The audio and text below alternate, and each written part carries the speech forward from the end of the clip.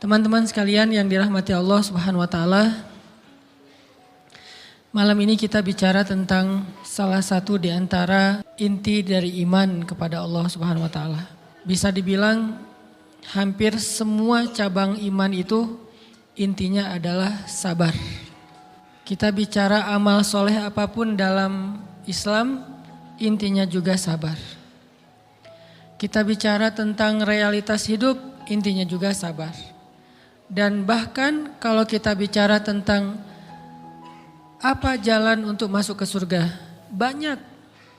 Bisa dengan ibadah, bisa dengan akhlak, bisa dengan ritual, bisa dengan moral, bisa dengan banyak cara untuk masuk ke surga. Tapi semua cara itu intinya sama, sabar. Makanya ketika para ulama membahas bab sabar, maka mereka mengatakan bab sabar ini seperti saudara kembarnya bab iman, bab ikhlas. Ikhlas, sabar. Ini dua saudara kembar. Sehingga kalau kita bicara tentang Islam, kita pasti bicara tentang dua hal ini. Pertama ikhlas, kemudian sabar.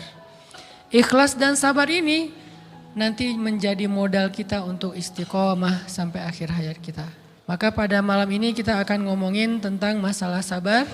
Walaupun ini bukan tema baru, bukan materi yang saya pikir baru pertama kita dengar. Tapi saya yakin semua kita tetap harus belajar tentang sabar. Karena walaupun 1000 kali kita dengar tentang bab sabar, toh pada kenyataannya kita kadang kalau mau jujur kepada diri kita sendiri, kayaknya kita belum menjadi orang yang penyabar. Syarat menjadi orang yang penyabar bukan sering mendengar wawasan tentang sabar. Baru disebut orang yang penyabar bukan gara-gara dia tahu ayat dan hadis-hadis sabar. Orang yang penyabar itu adalah orang yang sering ngalamin ujian dan dia bisa lewatin ujian-ujian itu. Baru disebut penyabar. Walaupun kadang dia gak tahu ayatnya. Walaupun dia gak hafal hadisnya. Walaupun dia gak tahu wawasan dan ceramah dengan materi tentang sabar. Tapi bisa jadi dia lebih penyabar daripada kita yang duduk dalam majelis ilmu tentang bab sabar. Makanya kita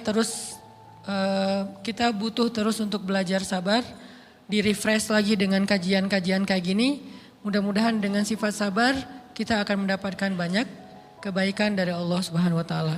Bicara tentang sabar, kita coba awali dulu dengan tilawah Al-Qur'an, satu pembukaan surat yang isinya persis tentang masalah sabar, yaitu surat Al-Ankabut. Surat 29 dari ayat pertama. Surat Al-Ankabut surat 29 dari ayat pertama. Apakah manusia mengira akan dibiarkan saja mengatakan kami telah beriman sedangkan mereka tidak diuji?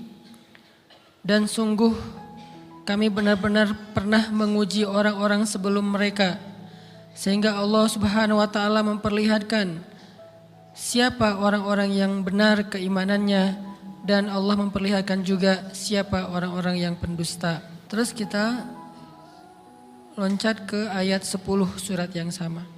Dan di antara manusia ada orang yang berkata, kami beriman kepada Allah.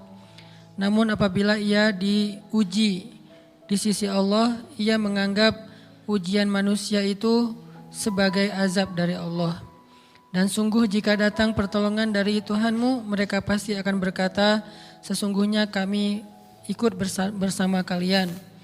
Bukankah Allah lebih mengetahui apa yang ada di dalam dada setiap manusia? Dan sesungguhnya Allah benar-benar mengetahui orang-orang yang beriman dan sesungguhnya Dia mengetahui orang-orang yang munafik. Shadaqallahul azim. Teman-teman yang dirahmati Allah Subhanahu wa taala, di ayat kedua surat Al-Ankabut Allah menyampaikan sebuah sindiran. Allah nyindir dengan bahasa, emangnya manusia pikir Allah akan biarin aja mereka mengatakan kami telah beriman sementara mereka tidak diuji. Ini Allah lagi menyindir orang-orang yang selama ini berputus asa setelah beriman. Berputus asa setelah berhijrah. Berputus asa dan mengeluh setelah bertaubat. Allah lagi nyindir mereka nih. Seolah-olah Allah bilang, Kenapa setelah kalian beriman malah kalian masih berkeluh kesah? Kenapa kalian setelah bertaubat malah menjadi ragu kepada Allah? Kenapa kalian setelah berhijrah malah jadi labil?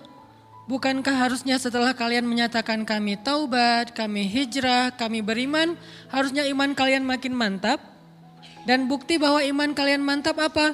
Bahwa ketika kalian diuji, kalian sama sekali tidak goyah.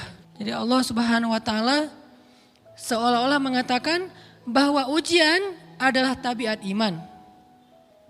Bahwa ujian adalah tabiat iman. Bisa diuji dengan ujian yang kita tidak suka, bisa juga diuji sebaliknya dengan ujian yang kita suka. Bisa diuji dengan ujian yang sifatnya fisik, bisa diuji dengan ujian yang sifatnya harta, bisa juga diuji yang lebih berat lagi dengan ujian yang sifatnya perasaan. Yang jelas semuanya diuji. Bisa diuji dengan ujian musibah, bisa juga diuji dengan godaan-godaan dari syaitan yang melalui hawa nafsu kita. Bisa diuji dengan kemarahan, dipancing oleh orang lain untuk marah, dipancing di sosmed untuk ngebalas komen-komen mereka, dipancing untuk berdebat, dipancing untuk akhirnya kita saling menjudge, saling menjatuhkan, saling menjelekkan. Ini semuanya bentuknya ujian. Makanya Allah Subhanahu wa taala mengatakan di pembukaan surat Al-Ankabut, kalau ujian itu adalah tabiat iman. Ujian dan keimanan itu nggak bisa dipisahkan. Apa hubungan antara iman dengan sabar? Sehingga Allah Subhanahu wa taala menilai keimanan seseorang itu dengan cara mengujinya. Apa hubungan antara iman dengan sabar? Ternyata ciri yang paling jelas orang yang imannya baik adalah sabarnya. Makin baik imannya, harusnya makin kuat kesabarannya. Jadi orang yang paling beriman itu tidak dilihat dari wawasan agamanya.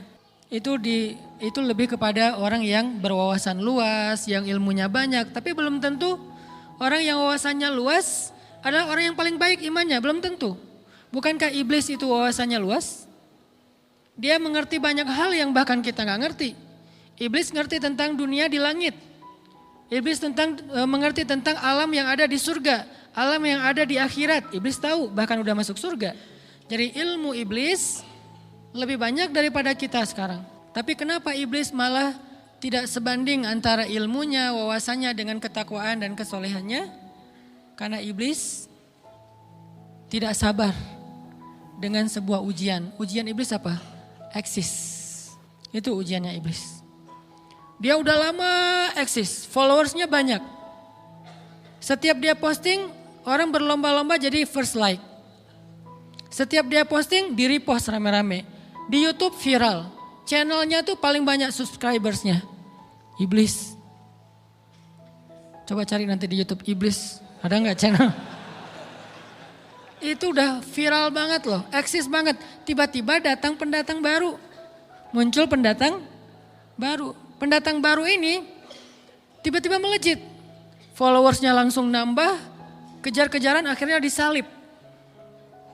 Pas lagi kayak gitu dia gak kuat. Dengan ujian nama besar, ujian eksistensi, ujian popularitas, ujian siapa yang lebih dihargai, ujian-ujian kayak gitu. Sama kayak kita kadang-kadang ngerasa udah banyak jasa dalam sebuah organisasi, udah banyak jasa dalam sebuah komunitas, udah banyak jasa dalam sebuah lingkungan, masjid, sekolah, organisasi, teman-teman. Kita yang paling sering berkorban. Tapi ternyata yang eksis, yang masuk media, yang masuk TV justru orang lain. Itu kan ujian ya. Nah ini nih yang kadang-kadang ujian namanya zulzilu, diguncang perasaannya. Bukan diuji dengan fisik, kadang-kadang ujian sakit, capek, lelah buat kita bisa kita lalui tuh dalam sebuah organisasi nih. Kita lagi bikin kegiatan sosial, baksos di sekolah dengan OSIS-nya, dengan ROHIS-nya, di kampus dengan BEM-nya, dengan LDK-nya, kita bikin acara baksos. Kan effortnya lumayan ya. Kita begadang untuk meeting, kita survei lapangan, kita kerja malah tidur sehari cuma 1,5 jam, 2 jam. Fisik kita lelah, fisik kita capek, kadang sampai sakit. sampai dirawat di rumah sakit gara-gara kena misalnya tipes gitu, gara-gara kita habis-habisan bekerja, itu buat kita nggak masalah. Ujian fisik kita lalui. Dan besok mau ngadain lagi, kita yang paling semangat dan aktif. Nggak masalah capek juga. Nggak masalah juga kita lelah, nggak masalah kurang tidur, nggak masalah berjalan jauh, nggak masalah. Satu, ujian harta. Kita yang justru nombokin. Kita yang nalangin dulu modal-modal untuk kegiatan-kegiatan tersebut. Kalau ternyata nggak tercover dananya, akhirnya nggak bisa dibalikin talangan kita, nggak apa-apa, kita ikhlas. Kita berkorban dengan harta kita. Butuh apa? Saya bayarin. Butuh apa? Kita lewatin ujian harta. Tapi begitu ujian perasaan, kita udah capek, lelah, kurang tidur, nombokin, nalangin habis-habisan. Ternyata teman kita yang jadi ketua panitia ada kadang cuman masalah itu doang. Atau dia yang jadi PR-nya. Yang namanya PR ketika diliput oleh media kan dia yang muncul mukanya kan. Akhirnya diundang oleh misalnya hitam putih lah atau apalah. Kok dia yang muncul di sana? Atau diundang berdua, tapi sampai di sana dia yang banyak ngomong, kita diam aja. Pulang-pulang pundung. Begitu besok mau ngadain lagi, udah gak mau terlibat. Left group. Kenapa itu terjadi? Ujian zulzilu, perasaan. Itu yang dialamin oleh iblis. Iblis rela banget disuruh beribadah, sujud beribu-ribu tahun, kuat iblis. Kalau kita mungkin jidatnya hitam, kalau iblis mungkin udah kepala-kepalanya hitam, saking rajinnya sujud. Wah, ibadahnya udah ribuan tahun. Iblis disuruh berkorban dengan harta yang dia miliki, dia kasih aja semuanya. Tapi kalau disuruh dia ngalah dari Adam untuk memimpin alamin, menjadi khalifatullahi fil ard, menjadi pemimpin wakilnya Allah di muka bumi, buat iblis ini berat. Kenapa dia? Ana khairum min, saya lebih baik daripada dia. Saya lebih senior daripada dia. Saya lebih sehat daripada dia, saya lebih keren daripada dia, saya lebih. Ujian emosional, ujian ego, ujian perasaan, itu yang lebih berat buat kita. Kadang sakit dan dirugiin orang lain, teman segala macam kita masih oke lah. Selama ini asal kita ngumpul selalu gua yang bayarin, oke deh gak usah dibahas. Baru dibahas nanti pas sakit hati. Kalau belum sakit hati kan gak dibahas kan? Gak apa-apa deh kita terus yang bayarin, kita traktirin ngopi apa segala macam. Gak pernah dibahas. Kebersit sih di benak kita, cuman gak mau dibahas. Kenapa? Udahlah biarin aja, easy going.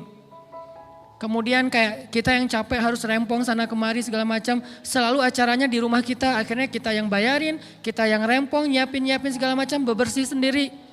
Tapi begitu ada yang nyakitin perasaan kita sedikit aja, semua itu balik lagi. Dari dulu ya, nah keluar kan? Kenapa? Dipancing oleh ujian perasaan. Jadi ternyata yang paling berat itu adalah zulzilu, diguncang perasaannya. Kita kadang-kadang habis-habisan buat seseorang, gak masalah. Hujan-hujanan dia yang pakai jas hujan, kita gak pakai apa-apa, gak apa-apa. Sakit-sakitan juga, dikerok dan segala macam, biarin aja. Kalau perlu misalnya kalau bannya lagi kempes, dia naik Grab, kita dorong-dorong motor terus cari tempat segala macam sampai tengah malam. Gak apa-apa deh buat dia. Apa sih yang enggak buat kamu? Begitu dia selingkuh, keluar semuanya. Mulai list report keuangan. Wah dulu sekian, sampai uang receh-receh juga dihitung kan ya. Kenapa bisa kayak gitu? Perasaan kan? Nah ini nih yang kita coba belajar. Mungkin malam ini kita lebih banyak membahas tentang sabar terhadap ujian perasaan. Karena banyak macam-macam ujian. Nah gimana kita memanage perasaan kita, gimana cara kita merecovery perasaan kita dengan bab sabar. Teman-teman yang dirahmati Allah Subhanahu wa taala, kita lanjutkan tentang masalah sabar. Terutama sabar zulzilu, ketika kita diuji dengan ujian ego, marah, perasaan, sakit hati, yang kayak gitu-gitu. Ini ujian jauh lebih berat daripada ujian fisik dan ujian harta. Termasuk rasa cinta, rasa benci, kadang itu menjadi ujian.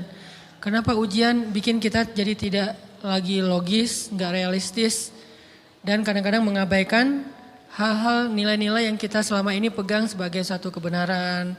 Kita ngabaikan batasan-batasan syariat. Ini semuanya ujian dari Allah Subhanahu wa taala. Sehingga tidak disebut orang yang beriman kecuali ketika Allah Subhanahu wa taala melihat dia sabar dalam ujian. Kalau dia nggak sabar dalam ujian, malah di dalam pembukaan surat Al-Ankabut tadi Allah menggolongkan mereka termasuk orang-orang yang munafik. Apa arti yang orang munafik? Orang yang mengaku beriman tapi sebetulnya dia tidak beriman. Apa salah satu buktinya? Dia tidak sabar. Jadi kalau kita mau menilai diri kita mukmin atau munafik, dan ini bukan materi untuk menjudge orang lain, oh ternyata dia itu munafik, bukan. Lagi-lagi konsep kita belajar itu angle-nya untuk diri kita sendiri. Saya sangat tidak merekomendasikan kita belajar untuk mendapatkan kaca pembesar, mencari-cari kesalahan saudara kita. Tapi kita belajar untuk semakin bisa bercermin untuk menemukan aib dan kekurangan diri kita. Jadi semakin kita tahu ilmu agama, semakin kita tahu ayat dan hadis, semakin kita punya cerminan untuk menilai diri kita dan memperbaiki diri kita. Bukan nyari kaca pembesar untuk memperjelas aib-aib dan kesalahan orang lain. Kalau kita pengen menilai diri kita ini orang yang mukmin atau munafik, caranya lihat aja kita sabar nggak nih, terutama dalam masalah emosional. Dalam masalah ego, dalam masalah marah, dalam masalah hawa nafsu, dalam masalah perasaan cinta, dalam masalah benci segala macam. Masih bisa nggak kita adil bahkan kepada orang yang kita benci. Adil kepada orang yang kita benci. Adil kepada musuh sekalipun. Bahwa jangan sampai kita gara-gara nggak suka kepada seseorang, kita berlaku zalim kepada dia. Jangan. Ini berarti kita harus ngelawan ego kita sendiri. Ego untuk memaafkan orang lain, ego untuk bisa melupakan kesalahan orang lain, ego untuk bisa berlapang dada dengan hal-hal yang gak nyaman daripada orang lain. Ini adalah ujian yang paling berat. Di situ kita bisa lihat kita nih mukmin atau munafik. Kalau gak pernah sabar sama sekali dalam masalah ego, dalam masalah emosional, berarti jangan-jangan kita tergolong di antara orang-orang yang kata Allah wa ma hum bimu'minin. Mereka bukan orang yang beriman. Kata Allah di surat Al-Ankabut, mereka itu adalah wala ya'lamannallahul munafikin, orang-orang yang munafik. Nauzubillah min dzalik. Kalau kita merasa pernah sabar terhadap emosi kita, sekarang kita lihat sesering apa kita sabar terhadap emosi kita. Maka derajat seorang mukmin tergantung tingkat kesabarannya. Ada yang orang sabar hanya kalau sakiti dengan satu kata. Ada yang sabar dengan satu kalimat. Ada yang sabar dengan satu paragraf. Ada yang sabar dibully rame-rame juga dia sabar. Berarti lahum darajatun inda rabbihim. Orang beriman juga bertingkat-tingkat. Dan tingkatan itu tergantung tingkat kesabaran kita dalam menghadapi ujian. Salah satunya ujian emosional kita, perasaan kita. Sehingga teman-teman yang dirahmati Allah SWT, salah satu program kita untuk terus mengembangkan diri, program untuk tumbuh, program untuk memperbaiki diri kita di hadapan Allah itu adalah coba kita program dalam sehari aja, terus kita nilai berapa kali kita berhasil ngelewatin ujian emosional. Bukan cuma marah, termasuk cinta, benci, tersinggung, sakit hati kayak gitu-gitu. Berapa kali kita berhasil melewati itu dalam sehari. Gak usah seminggu, sehari aja. Di jalan, sama temen, di grup WA, di IG, di Twitter, di mana gitu. Coba kita lihat berapa kali kita bisa menahan diri kita dan bersabar. Bukan berarti tidak respon ya, bukan berarti pasif. Kita bisa merespon tapi dengan cara yang elegan. Kita bisa merespon tanpa harus memperlihatkan emosional yang meledak-ledak. Bukan berarti ketika disakiti orang, dihina dan segala macam kita diam aja. Gak selalu kayak gitu. Kadang-kadang kita perlu merespon untuk mengklarifikasi, tabayun kalau kata orang-orang yang dalam ilmu fikih. Kita harus tabayun. Tapi tabayun dengan marah itu beda. Tabayun dengan mencela itu beda. Sehingga kita mencoba menahan diri berpikir, aduh capek kalau gitu. Tapi kan ini bagian dari pembelajaran. Makin terbiasa kayak gitu, terbiasa elegan, maka otomatis jadi nggak terlalu repot lagi. Kan awal-awal bersikap pengen yang bijaksana, yang elegan, yang dewasa, itu kan kadang-kadang harus diusahain ya. Karena belum mengkarakter, harus mikir dulu gimana ya sikap yang paling dewasa, gimana ya sikap yang paling bijaksana, gimana ya sikap yang paling wise, gimana ya sikap yang paling elegan, masih mikir. Tapi setelah berkali-kali kita latihan, lama-lama itu menjadi spontanitas kita. Dan kalau udah bisa kayak gitu, insya Allah kita sudah mulai meniru nih akhlak Nabi Muhammad SAW. Ini ujian perasaan banget. Kalau tadi saya ngasih contoh diselingkuhin itu sebetulnya cuman bercanda ya. Karena diselingkuhin ini pastinya bukan ujian. Tapi musibah. Pengkhianatan ya, tidak ada tempat. Gimana kita ngelawan perasaan kita kalau lagi kayak gitu? Gimana kita ngelawan perasaan kita kalau lagi diuji? Gimana cara kita bersabar? Karena iman dan sabar itu bisa dibilang satu paket. Nggak disebut orang beriman kalau nggak sabar. Dan insya Allah orang yang sabar itu adalah ciri-ciri orang beriman. Nggak mungkin disebut orang beriman kalau nggak sabar. Kita pikir memang iman itu hanya ucapan. Kalau iman itu cuma ucapan, inna sholati wa nusuki wa mahyaya wa mamati lillahi rabbil alamin, gampang. Kalau iman itu cuma ucapan, hasbiyallah wa ni'mal wakil, gampang. Kalau iman itu cuma ucapan, la haula wa la quwata illa billah, gampang. Kalau iman itu cuma ucapan, iyyaka na'budu wa iyyaka nasta'in, gampang. Tapi Allah mengatakan, wa ma hum bimu'minin. Ahasiban nasu ayyutraku ayyakulu amanna wa hum la yuftanun. Emangnya cukup dengan hanya mengatakan kami telah beriman lalu tidak diuji? Ternyata iman adalah sabar dalam ujian. Jadi enggak mungkin orang disebut beriman sementara dia tidak sabar, sementara dia emosional, sementara dia temperamen, sementara dia orangnya meledak-ledak, sementara dia orangnya mengeluh, sementara dia orangnya berputus asa. Enggak mungkin. Karena ulama mengatakan la tayasu. La tayasu, jangan berputus asa. Fa innal ya's laisa min akhlaqil muslim atau mukmin. Karena sesungguhnya keputusasaan bukan di antara akhlak orang yang beriman. Orang yang beriman itu tidak pernah berputus asa. Serumit apapun masalah kita, kalau kita punya yakin sama Allah bahwa Allah ala kulli syai'in qadir, maka kita pasti akan punya harapan. Kalau kita yakin bahwa Allahu Akbar, sebesar apapun masalah kita, Allah lebih besar daripada masalah kita kan? Bukankah kita mendengar Allahu Akbar, Allahu Akbar. Ada gitu yang lebih besar daripada Allah? Harusnya kita tidak pernah berdoa kepada Allah sambil mengatakan ya Allah saya punya masalah besar. Itu sama aja dengan kita ngeledekin Allah. Sama aja kayak kita datang ke teman kita bilang gini, saya mau pinjam duit. Enggak akan banyak kok, saya tahu kamu kalau kebanyakan kamu enggak akan sanggup. Kan enggak mungkin kita ngomong gitu kan ya. Saya lagi banyak hutang nih. Saya mau minta tolong sama kamu. Insya Allah saya enggak akan minta seutuhnya. Saya tahu kamu juga kurang duitnya. Saya minta dikit-dikit aja lah. Kan enggak gitu kan cara kita minta tolong. Sama aja kita doa ya Allah saya punya masalah besar. Ngomong ke Allah punya masalah besar. Kalau kita ngomong ke manusia kayak gitu wajar. Tapi ke Allah, ya Allah saya punya masalah kecil nih. Apa? Ada hutang sedikit, berapa? 100 M. Allah kan ghaniyun, maha kaya. Jadi jangan pernah mengatakan 100 M itu besar di hadapan Allah. Kita ngeremehin Allah banget. Bukankah Allah maha kaya? Jangan pernah mengatakan bahwa musibah kita ditinggalkan orang yang kita cintai, dibully seluruh dunia, itu besar di hadapan Allah. Bukankah Allah cukup buat kamu, kata kamu? Inna sholati wa nusuki wa mahyaya hasbiyallahu wa ni'mal wakil. Jadi Allahu Akbar. Sehingga kalau kita berdoa, ya Allah saya punya sedikit masalah. Bukankah Umar pernah mengatakan, ya nafsi, idza daqat alaikid dunya, fala taquli ya Rabbi indi hammun kabir, faquli ya hammun indi rabbun kabir. Wahai jiwaku, kalau kamu merasakan kesempitan, kegalauan, bingung, sakit, jangan pernah kamu mengatakan, ya Rabbi saya punya masalah besar. Tapi katakanlah, wahai masalah saya punya Rabb yang maha besar. Iman dan harapan, berharap itu nggak bisa dipisahkan.